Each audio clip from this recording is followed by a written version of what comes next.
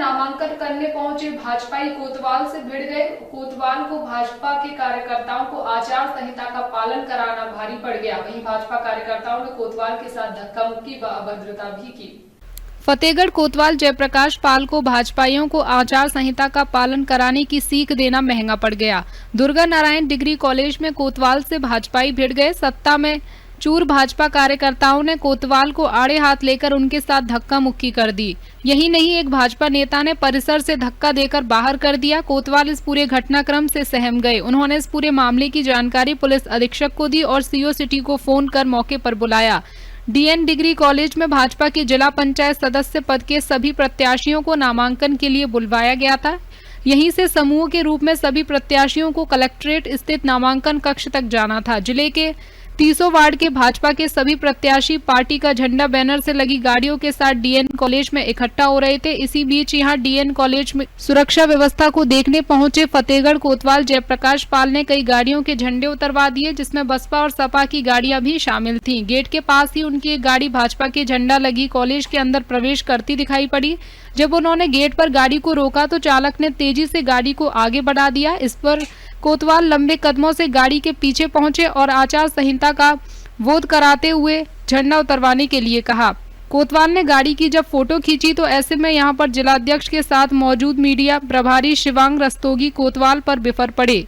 कोतवाल बराबर आग्रह कर रहे थे। इसके बाद भी शिवांग कोतवाल से उलझ रहे थे, यहाँ तक कि उन्हें सपा का एजेंट तक बता दिया। इस बीच यहाँ पर कई अन्य भाजपा नेता भी एकत्रित हो गए। जब शिवांग का पारा और अधिक गर्म हुआ तो अन्य कार्यकर्ता भी गुस्से में आ गए और उन्होंने भी कोतवाल को भला बुरा कहा। इस बीच कोतवाल ने फिर से आचार संहिता का हवाला देकर भाजपाइयों से अनुरोध किया।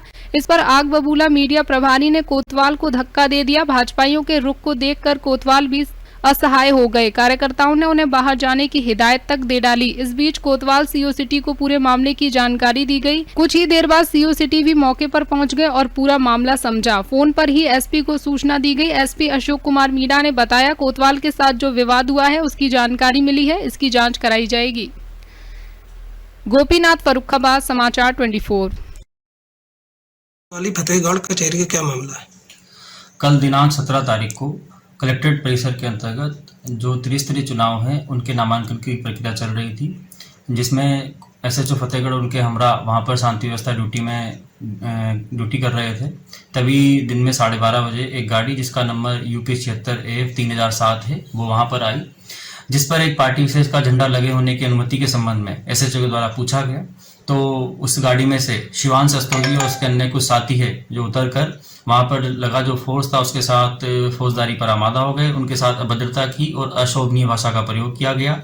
साथ ही साथ उनके द्वारा राजकीय कार्य में बाधा उत्पन्न की गई और जो राजकीय कर्मचारी है उनके साथ फौजदारी की गई।